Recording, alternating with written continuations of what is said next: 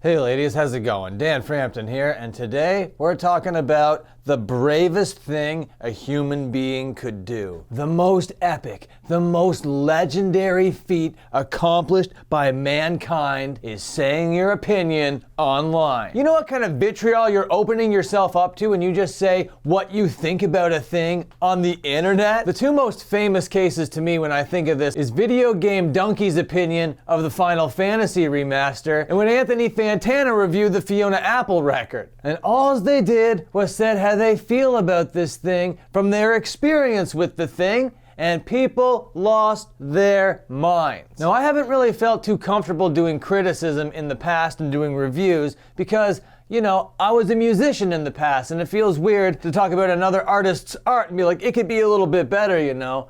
But I'm not really a musician anymore primarily. I'm focused here on the YouTube, and I gotta practice switching over that brain. So I've been doing that. I've been unraveling that slowly but surely here on the channel, and I too have dealt with some backlash and some drama. And you know what?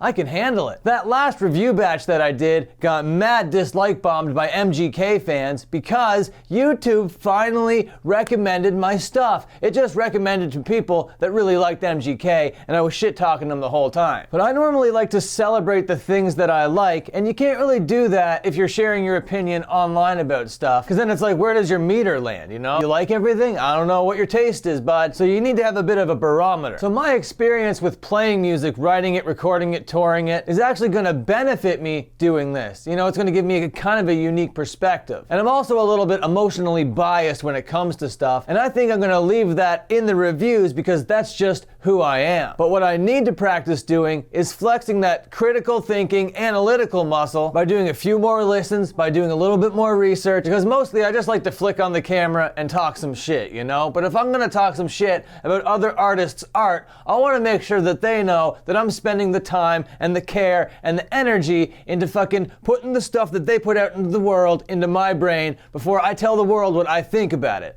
I think that's a little bit more responsible than just turning on the camera and talking a bunch of shit, even though that's super fun. And that's not to say talking shit is not gonna happen, because I don't love everything. Tomorrow's video is gonna be some talking shit because there's a thing that I do not like, and I'm gonna talk about it. But before I drop that video, I needed to make this video. And I don't mind opening myself up to criticism. That's part of the gig. That's what I've signed up for here. And to be honest, most of the time, people don't say anything that hurtful or surprising. And the stuff that they think is hurtful is just a huge laugh. And you know, I'm gonna still wrestle with it because I grew up hating music journalists, and today, that sentiment hasn't exactly changed. There are a few well-measured reviewers out there that I really like, and I actually think Nardwuar is a certified genius. But just because I'm putting a little bit more care and a little bit more attention into the records that I'm reviewing here on the channel, that doesn't mean the hyperbolic, brash style is going anywhere. If I feel like yelling, I'm gonna be yelling. But I really need to make sure that my authentic take is at least layered in there somewhere. There are a bunch of records that came out this year that I need to catch up on. So expect a couple batch videos over the next week or so. So until those uploads, watch more uploads.